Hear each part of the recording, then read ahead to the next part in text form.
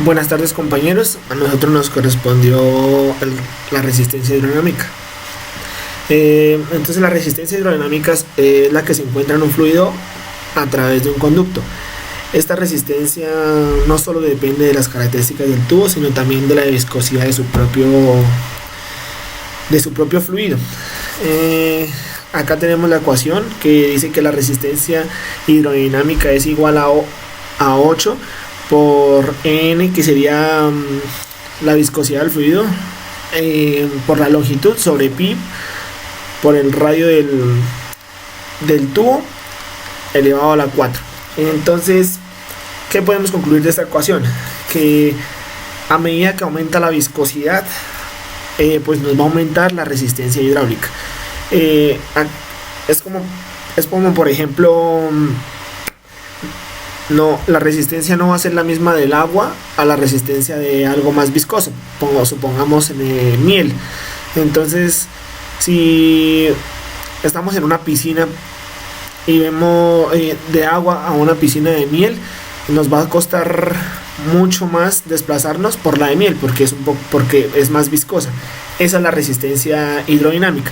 También podemos concluir de esta ecuación que si el radio disminuye, la resistencia va a aumentar, ya que son directamente proporcionales. La resistencia de un flujo es mayor cuando mayor sea la viscosidad, como venía diciendo, y cuando más largo y estrecho sea el conducto. También podemos decir que esta expresión es muy parecida a la ley de Ohm.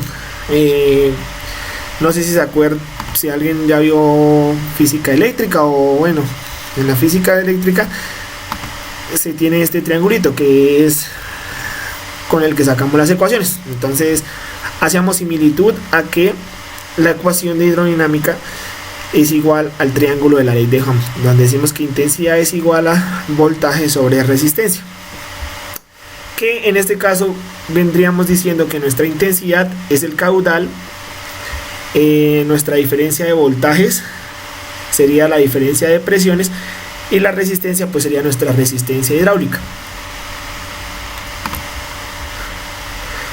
que es lo que nos explica el autor en esta parte. Si el sistema circulatorio de los mamíferos, entonces en la parte de los humanos podemos ver cómo está compuesto todo nuestro cuerpo. Entonces podemos ver acá cerebro, brazos, en fin. ¿Qué nos hacen ver en esta parte? Que tenemos una serie de resistencias que pueden ser en serie o en paralelo. Entonces vamos a explicar qué son estas.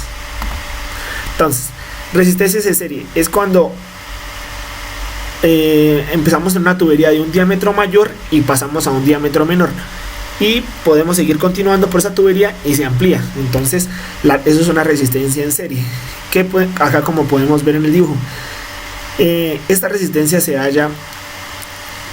la resistencia total se puede hallar como si fuera un tubo recto. Entonces lo único que tenemos que hacer es resistencia total es igual a resistencia 1 más la resistencia 2 más resistencia n. N pues sería el número de tipo de diámetros que haya a lo largo de la tubería. Entonces si empezamos acá otra vez, se ampliaría, pues sería nuestro R3, y se redujera sería nuestro R4, así sucesivamente. En paralelo, entonces en paralelo es cuando hay una bifurcación, o sea, se divide la resistencia. Entonces la resistencia equivalente la vamos a hallar de la siguiente manera: 1 sobre el RT, o nuestra R equivalente es igual a 1 sobre R1 más 1 sobre R2 más 1 sobre Rn. Es por si tuviésemos acá otra bifurcación. Entonces el número de bifurcaciones que hayan, entonces se van colocando acá. Si tuviésemos un RH3, un RH4, pues lo colocaríamos en la fórmula. Entonces un ejercicio como el que les venía explicando en la parte de arriba.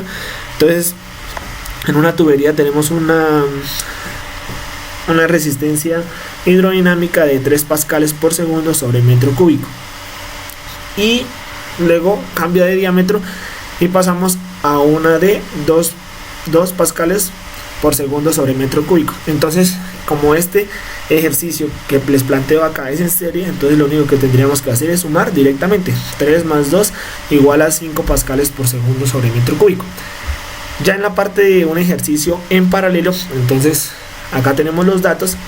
Haríamos de la siguiente forma: 1 sobre RT o RT equivalente es igual a 1 sobre nuestro primer R1, entonces sería 2 pascales por segundo sobre metro cúbico, más 1 sobre nuestro segundo, que serían 3 pascales por segundo sobre metro cúbico. Entonces eso nos va a 5 sextos, 1 sobre RT. Acá lo que tenemos que hacer es, como necesitamos el RT, el valor de RT, lo que hacemos es invertir nuestro resultado, que nos quedaría 6 quintos de pascales por segundo sobre metro cúbico.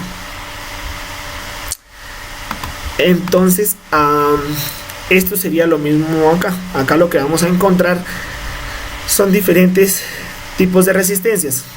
Como podemos ver, hay unas que son en serie y otras que son en paralelo. Las velocidades y secciones en el sistema circulatorio. Entonces acá tenemos la ecuación que nos dice que caudal es igual a sección por velocidad. Esta sección la podemos reemplazar por área, para que nos quede más claro. Entonces aquí podemos ver que hay varias en serie, en paralelo, qué pena. Entonces podríamos calcular la resistencia hidrodinámica.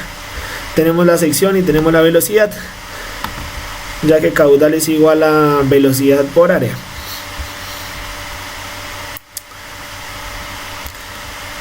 Entonces acá en las pérdidas de presión debido a solo la viscosidad, entonces miramos que lo que les venía diciendo, a medida que disminuye la velocidad, también la viscosidad, qué pena, también va a disminuir la resistencia.